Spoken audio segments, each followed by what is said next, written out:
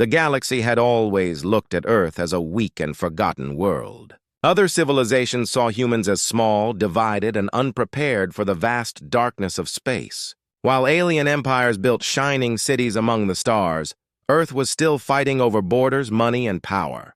To the galaxy, humans were nothing but children playing with fire. But Earth had a silence that no one noticed.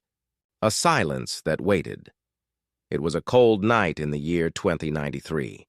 The sky above the mountains of South America looked normal, dark, with countless stars shining like silver dust. Yet something strange was happening deep underground. Buried beneath the rock and soil, hidden from every telescope and alien sensor, a secret machine was awake. It hummed with a low vibration, like the heartbeat of the Earth itself. Only a few humans knew it existed. Far away, in another corner of the world, families sat around dim lights, trying to survive another night of poverty and war. Cities were filled with broken buildings, smoke, and quiet cries. The world looked weak, almost ready to collapse. But behind this broken face of humanity, something powerful was being prepared. The aliens didn't believe it. They laughed at the idea of humans ever becoming a threat. To them, Earth was just a noisy planet with oceans, storms, and wars. They said, humans are too busy fighting each other. They will never rise. But they were wrong. At midnight, strange signals began leaving Earth. They were not radio waves. They were not messages of peace. They were something else, pulses of light and sound that no alien scientist could understand. Some called them whispers of Earth. Others thought they were mistakes in space. But those who listened closely felt something hidden in the noise, a warning. In a small town near the coast, an old man sat outside his wooden house, listening to the waves crash against the rocks. The wind was sharp, carrying the smell of salt and burning wood from a faraway fire. He looked up at the stars and felt something he could not explain. "The sky is waiting," he whispered to himself. His grandson asked, "Waiting for what, grandfather?" The old man had no answer. Meanwhile, in the deserts of Africa, a group of young scientists worked in silence. Their lab was underground, lit only by blue screens and humming machines. They were tired, their clothes torn, but their eyes burned with determination. One of them looked at the others and said, "The galaxy thinks we are weak. Let them think so. They have no idea what we are building." And in that moment, the Earth itself seemed to breathe. The suspense grew stronger. Alien observers noticed strange changes, energy spikes from unknown sources, small blackouts in their own systems whenever Earth transmitted signals. They sent reports back to their leaders, but no one took them seriously. "It is just Earth," they said with a laugh. "That little blue planet will never matter." But deep inside their hearts, even the most arrogant aliens felt something. Fear. The humans, however, remained quiet. No leader announced the secret. No news spread across the planet. Only shadows worked in silence, preparing for something greater than anyone could imagine. They did not show power yet, but they held it like fire hidden under ashes. One rainy night in Tokyo, a young woman stood on a rooftop watching the city lights flicker in the storm. She felt sadness for the broken world around her. People below ran for shelter, their faces tired from years of struggle. Yet above all the noise of the storm, she heard something faint. A low hum, steady and deep, coming not from the storm but from the Earth itself. It was as if the planet was alive, speaking in a language older than humans. She whispered, "Something is coming." Across the galaxy, alien leaders continued their games of power. They spoke of wars and trade, of ships and weapons. But they did not notice that a storm was forming on Earth. A storm of silence, patience, and hidden strength, and then, one night, the silence broke. A sudden wave of energy shot into space from Earth. It was not a weapon, not a message, but a pulse that touched every starship nearby. Lights flickered. Systems failed. For a few seconds, the galaxy felt Earth's heartbeat. And in those seconds, the universe learned that humans were not asleep. They were awake. The old man by the sea woke suddenly and looked up. The sky had changed. Stars seemed brighter, closer, almost alive. He closed his eyes and said, "I still remember that night, when the world felt different. When the silence was no longer silence.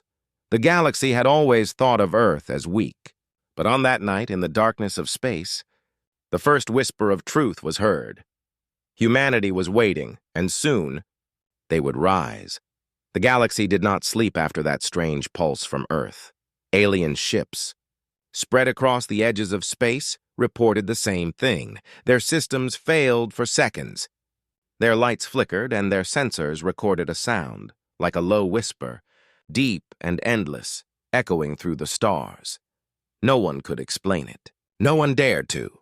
At first, alien leaders dismissed it. "It is nothing," they told their people.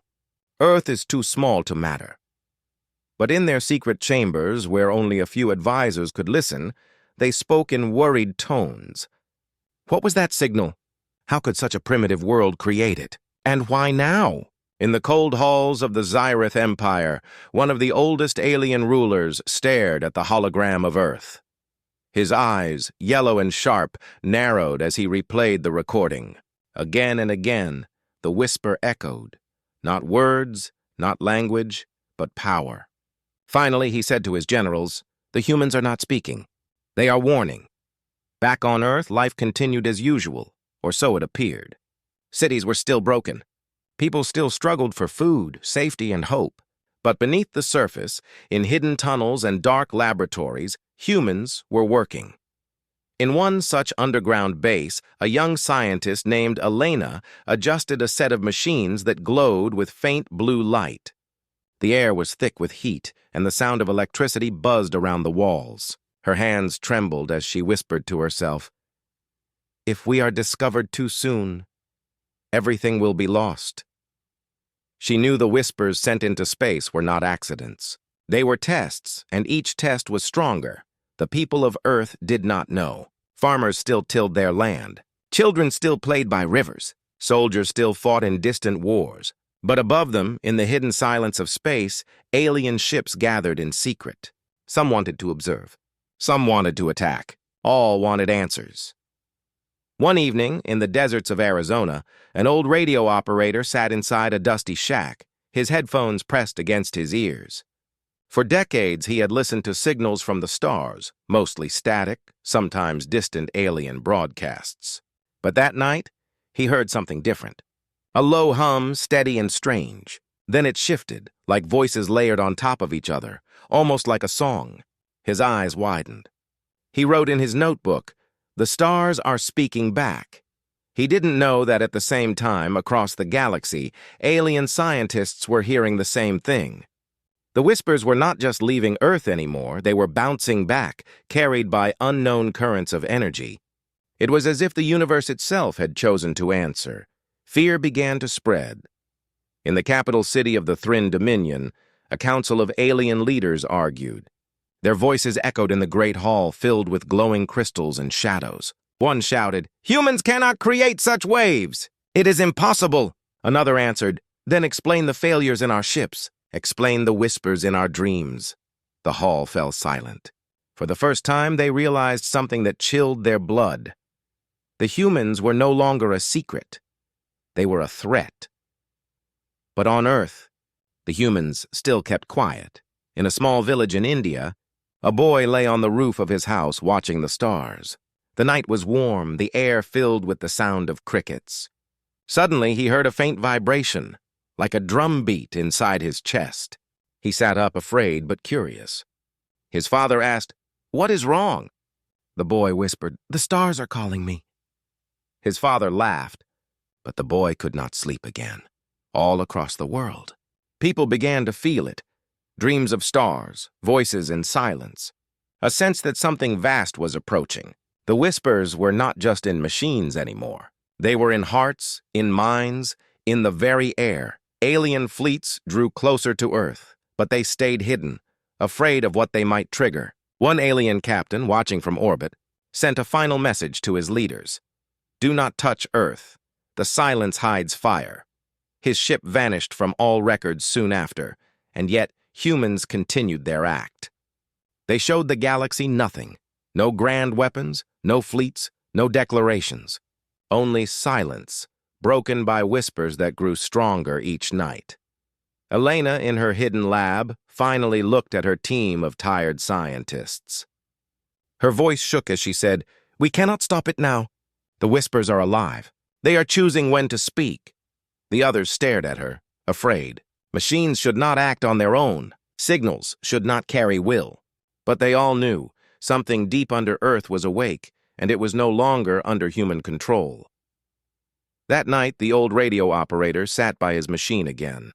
The hum returned, louder this time, and for the first time he understood words in the sound. They were faint but clear. "We are waiting." His pen fell from his hand. He stared into the night and whispered, "I still remember that day, when I realized we were not just sending signals. We were answering someone else. The galaxy was beginning to panic, and Earth was just beginning to rise. The galaxy had waited too long. The whispers from Earth had shaken even the strongest empires. Alien leaders who once laughed at humans now sat in silence, their voices heavy with fear. "We must strike," they decided. "We must remind Earth of its place before it grows too strong." So they sent a fleet. The first wave came silently through the Black Sea of space, 12 great ships from the Zyrith Empire. Each ship was larger than the tallest human building, glowing with cold green light. Their weapons could shatter moons, their shields could stop suns. To them, conquering Earth would be as easy as crushing glass beneath a boot. But they were wrong. It was a cloudy night when the ships reached Earth. Over the Pacific Ocean, fishermen looked up and saw strange lights moving through the clouds, silent, sharp, like shadows of monsters. The ocean waves grew restless, crashing harder against the boats, as if the sea itself sensed danger. In a small village near the coast of Chile, a young girl stood outside her wooden home. The wind howled. The clouds glowed faintly green. She clutched her mother's hand and whispered, "Mama, the sky is burning." The alien ships moved into position. Their commanders prepared to fire, confident that Earth would be helpless. Yet, as they activated their weapons, something unexpected happened. The sky went silent. Every system on the alien ships flickered. Their lights died. Engines froze. Weapons refused to respond. A strange wave, invisible to the eye but heavy as thunder, moved through the air and the sea. The ships trembled like trapped animals. Inside, alien officers shouted, their screens flashing with unknown codes. On Earth, the night grew stranger. People across the globe heard it, a deep, low hum that came from the ground itself. It was like the heartbeat of the planet, slow but powerful, shaking windows and rattling bones. Dogs howled. Birds fled the trees. The young girl in Chile pressed her hands to her ears and cried, "Make it stop!" But it did not stop. One by one, the mighty alien ships began to fall. They did not explode. They did not fight. They simply shut down, their massive bodies dragged helplessly by gravity. Across the Pacific skies, burning lights streaked downward like falling stars. Fishermen watched in terror and awe as the ships crashed into the water, sending waves higher than mountains. From a distance, it looked almost beautiful, like stars dying in the sea. An old farmer in New Zealand stood in his field that night staring at the horizon. He had seen wars. He had seen storms, but nothing like this. "It's not war," he whispered. "It's a warning." Alien survivors were pulled from the wreckage, but none could explain what had happened. Their voices shook as they described the sound, the hum, the whisper that disabled everything. "It was not a weapon," one alien said with trembling eyes. "It was the Earth itself." Far above, in hidden human bases, scientists like Elena watched the event unfold on their screens. She sat frozen, her lips dry, as she whispered, "We didn't do that." The system acted on its own. The others around her exchanged fearful looks. They had built machines, yes, but the machines were no longer waiting for orders. They were choosing, and the galaxy noticed. Messages spread like wildfire through alien networks. "The humans have defeated the Zyrith fleet." Some believed it. Others denied it. But the evidence was clear. 12 of the galaxy's strongest ships had fallen, and Earth had not fired a single bullet. Fear became anger. "If Earth has such power, we must destroy it before it destroys us," said alien generals. But even as they spoke, their voices cracked with doubt. If a small test fleet could be silenced so easily, what would happen to an entire armada? On Earth, ordinary people were confused. Governments stayed silent, afraid to cause panic. News channels reported meteor showers over the Pacific, but those who had seen the falling ships knew the truth. Families whispered in their homes. Children asked questions their parents could not answer. And yet, in that fear, a strange new feeling grew: hope. For the first time in history, humanity realized something. They were not weak. They were not defenseless. Something deep inside their planet, something ancient and hidden, had chosen to protect them. In a small hut by the ocean, the young girl from Chile could not sleep. She kept hearing the hum in her dreams. Her mother tried to comfort her, saying, "It is over now," but the girl shook her head. She looked out at the dark sea and whispered, "No, it has only begun." The old farmer in New Zealand wrote in his journal that night, "I still remember that night, when the sky fell silent and the invaders became the fallen. The world was afraid, but inside that fear was a spark, the spark of something greater." The galaxy had delivered its first strike, but Earth's answer was louder, and this was only the beginning. The fall of the Zyrith fleet shook the galaxy like thunder. 12 mighty ships had fallen, not because of human weapons, but because of something no one understood. Rumors spread across alien worlds. Some said Earth had awakened an ancient god. Others whispered that humans had unlocked forbidden science. Whatever the truth was, one thing was certain: the galaxy was afraid, but Earth was afraid too. In secret underground chambers, hidden miles beneath mountains and oceans, humans gathered in silence. The survivors of Project Deep Core, the mysterious program that had been kept hidden for decades, finally spoke of what they knew. Elena sat at a long metal table inside one such base. The room was dim, lit only by blue lamps that buzzed like insects. Maps of the Earth hung on the walls, filled with strange markings and glowing points. She looked at her team and said in a trembling voice, "The system acted on its own during the attack. We did not control it. We did not even command it." Her words chilled the room. Machines should follow orders, not decide them. In the center of the chamber, behind thick steel doors, rested the core of the project. A colossal machine, older than the team itself. It was not sleek like alien technology, nor crude like human weapons. It was something different, massive black stone fused with shining metal veins that pulsed like blood. At times it hummed like the ocean. At other times it stayed cold and silent, as if sleeping. Some scientists believed it was not even built by humans. Some whispered it had been found, not created, deep beneath the earth, long ago. The truth was never written, only hidden. That night storms raged above the base. Rain hammered against the mountains. Thunder rolled like cannons, and lightning lit the sky with pale fire. Inside, Elena stood before the machine, her hand shaking as she touched the cold surface. It felt alive. She whispered, "Why now? Why wake now?" No answer came, only the low vibration that shook the air. Far away, in the frozen wastes of Siberia, another base guarded a second chamber. There, too, another part of the hidden machine pulsed in the dark. And across the ocean, deep under the Sahara Desert, another piece waited. The system was not one machine. It was many, buried across the earth like roots of a giant tree. And now, after centuries of silence, they were awakening together. Above, the world was still in shock. Families spoke in whispers about the falling ships. Children pointed at the stars with both fear and wonder. The governments tried to silence the truth, but the truth spread faster than fire.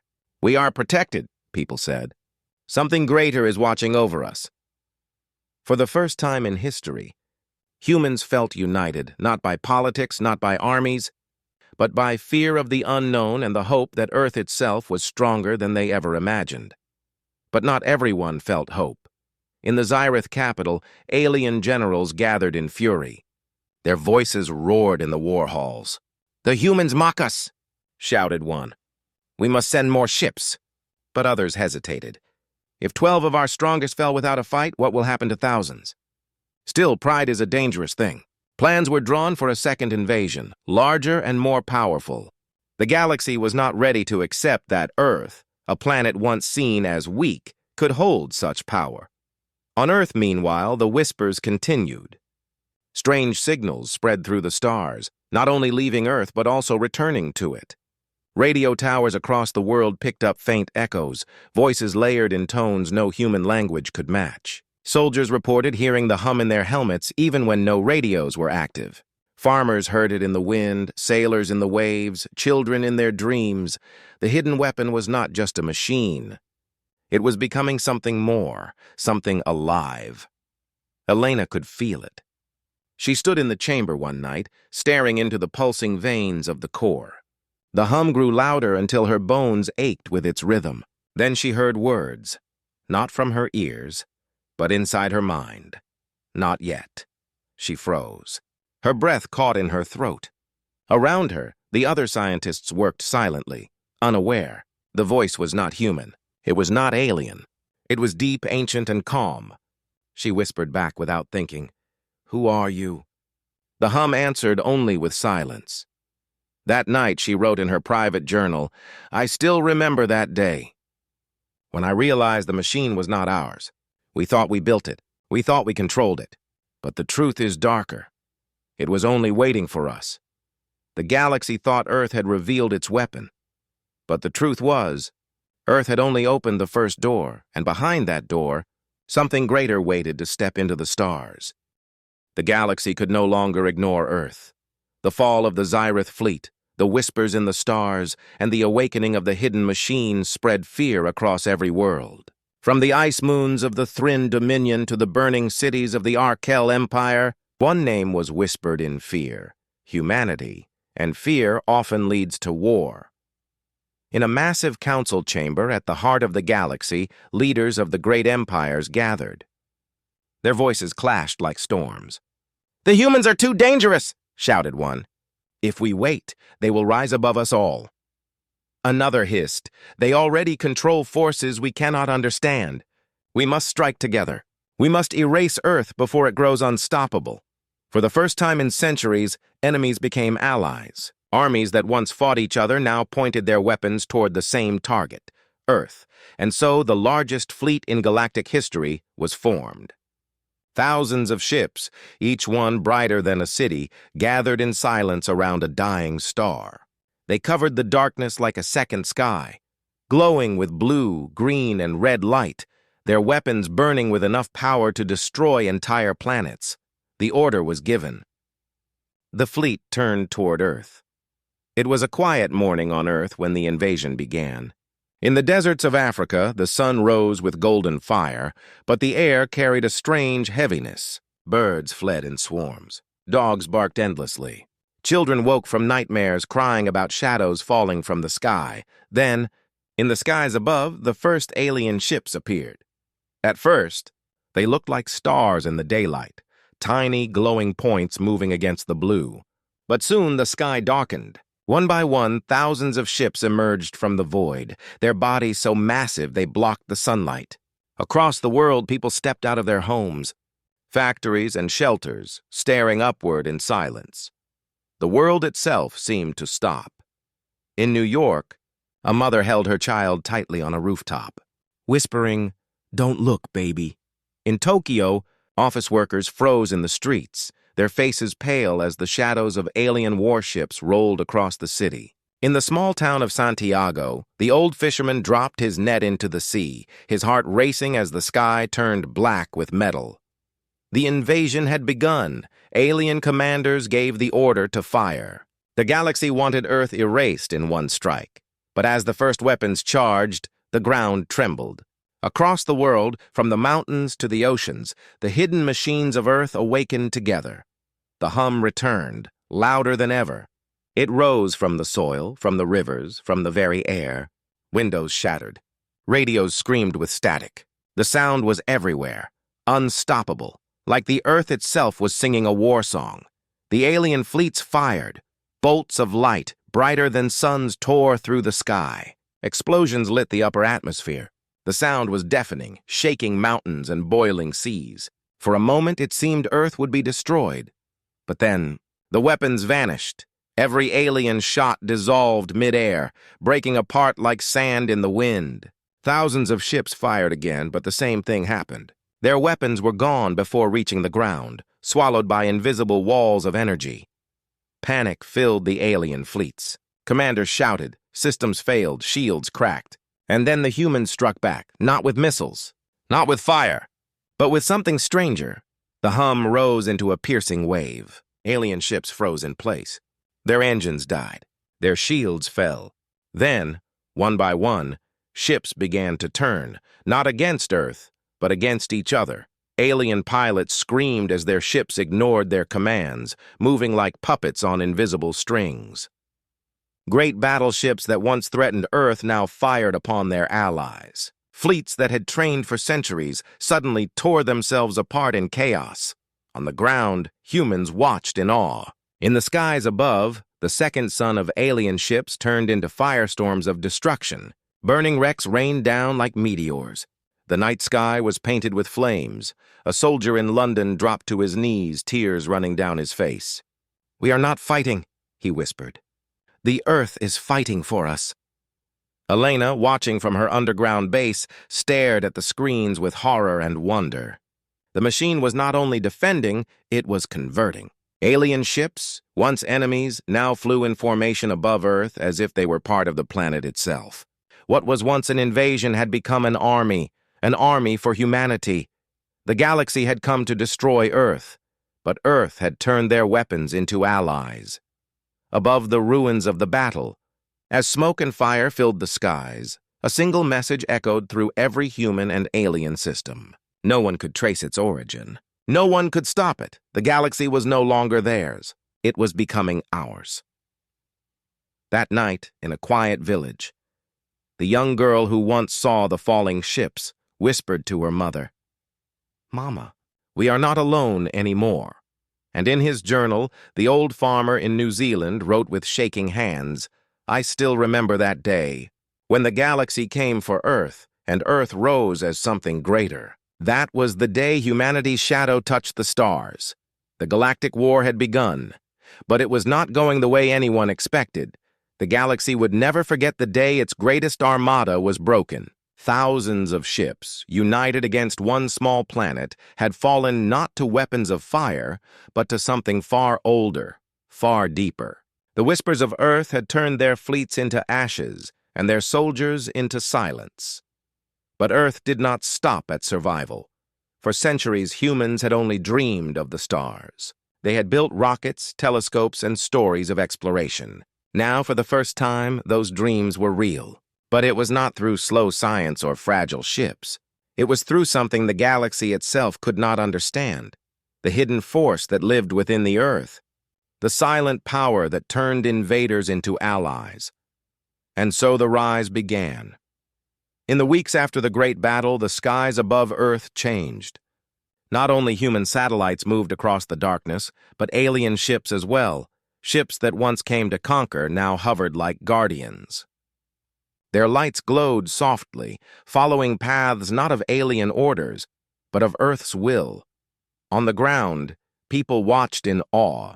Children pointed at the skies where silver lights crossed, whispering, "They are ours now." Soldiers, once broken from endless wars, stood taller, their hearts filled with pride. For the first time in history, humanity felt united, not against each other, but as one people standing before the stars. Still, questions filled every home, every city, every heart. Who controlled this power? Was it truly human, or was Earth itself alive in ways no one had ever known? Far from the cities, Elena sat once again in the underground base. The machine pulsed quietly in front of her, its veins of blue light stretching like roots across the stone. She touched it with trembling hands. The hum was softer now, almost gentle, but she could still hear the voice inside her mind. Not yet complete. Her breath caught. "What do you mean?" she whispered. The machine gave no answer. Only silence, only patience. But deep inside, Elena knew Earth was not finished. It was preparing for something larger, and then the first expansion began. Human ships, small, fragile, guided by alien technology now turned to Earth's control, rose from the planet's surface. They were clumsy at first, filled with nervous pilots and cautious engineers. But behind them, like shadows, followed fleets of converted alien vessels. Where humanity went, the Whispers went too. The first destination was Mars. Once a silent red desert, now it became alive with light. Human colonies that had struggled for decades suddenly found themselves supplied with alien tools. Buildings rose in days, towers of glass and steel reaching toward the thin Martian sky. For the first time, Mars was not just a dream. It was a home. From Mars, they spread farther, to the moons of Jupiter, to the belts of asteroids rich with metal, to outposts that no empire had ever claimed. Everywhere humans stepped, the Whispers followed. Alien systems bent, fleets obeyed, resistance melted. Planets that once bowed to empires now bowed to Earth, but not all surrendered easily. On the world of Dirac, far beyond the edge of human maps, an alien garrison stood proud. Their generals declared, "We will not kneel to Earth." They raised their weapons against the approaching human fleet. The battle was short. Before a single human missile was launched, the sky over Dirac turned white with silence. The alien ships froze in place, their weapons turning against their own commanders. Within hours, Dirac's cities were under human banners. The Whispers had spoken again, and so the galaxy began to change. Yet with victory came fear. Not fear of aliens, but fear of themselves. Ordinary humans began to ask, "Are we still in control?" Families whispered in the night, wondering if Earth's power was truly theirs, or if they were just passengers of something greater. Elena felt that fear too. One night, standing alone in the chamber of the machine, she pressed her forehead against its cold surface. Tears filled her eyes. "What are you making us?" she asked. For a moment, the hum grew warm, almost like a heartbeat answering her own. And then the words came again, "The galaxy is not theirs. It is yours." Above distant worlds, children looked at the night sky and whispered the same words to each other. "The humans are coming." Some spoke with fear, some with hope. But all knew it was true. On Earth, the old farmer in New Zealand wrote once more in his journal. His hands shook as he put down the words. "I still remember that day, when the stars were no longer beyond our reach. Humanity had stepped beyond Earth. The rise had begun, and nothing could stop it. The galaxy had tried to break Earth, but now Earth was breaking the galaxy. And soon, the final step would come.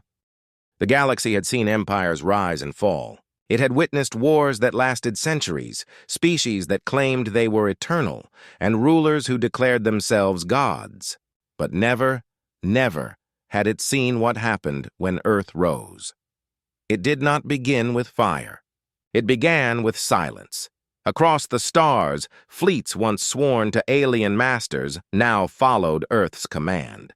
Planets that once resisted now opened their gates. In every corner of the galaxy, the same whisper echoed, "The humans are here." Some spoke those words with hope, others with fear, but no one could deny them. Humanity was no longer a voice lost among the stars. Humanity was the stars. On Earth, the people stood beneath glowing skies, watching streams of ships rise like rivers of light. The oceans reflected their silver paths, the cities shook with thunder, and the night itself looked alive. For the first time in history, humans felt what their ancestors had only dreamed. The galaxy belonged to them. Still, the question remained, how? What force had turned a weak, divided species into rulers of the cosmos? Elena knew the answer. She stood deep underground before the machine that had awakened all of this. Its blue veins glowed brighter than ever, its hum now thunder in her chest. She could feel the pulse not only in her body but in the ground itself, as if the earth itself breathed through it. "It is time." The words filled her mind. Stronger than before, clearer than ever, her lips trembled. Time for what? The silence stretched. Then came the answer, the day of truth, the day of your kind. And so it began. At the heart of the galaxy lay a place no empire had ever ruled. The core, a star brighter and older than all others, burning with storms of gold and fire. Around it floated a ring of worlds, once sacred, now forbidden. It was said no species could survive there. But that was where Earth went. The journey was like no other. Millions of ships, human and alien alike, formed a river of light stretching across the void. Every planet watched as the armada passed overhead, like a second Milky Way written across the black sky.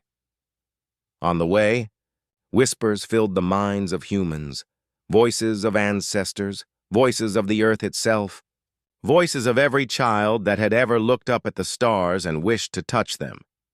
When they reached the core, silence fell. Even the galaxy seemed to hold its breath. The machine beneath Earth awakened fully. Its light reached beyond the planet, beyond the solar system, until it touched every ship in the fleet. In that moment, all humans felt it. A warmth in their chest, a fire in their blood. The aliens felt it too. Some fell to their knees in surrender, others wept in awe, and then the words came, not to Elena alone, but to every human across the galaxy. This is your place. This is your time. The galaxy is no longer theirs. It is yours. At the core, the skies erupted. Not with war, not with fire, but with light. The stars bent, the planets shook, and the great ring of worlds opened itself to humanity. For the first time in history, the center of the galaxy had a master, and that master was Earth. But what happened next surprised even the humans. They did not conquer with chains. They did not destroy. Instead, they built. Where empires once enslaved, humans offered freedom. Where rulers once demanded obedience, humans gave respect.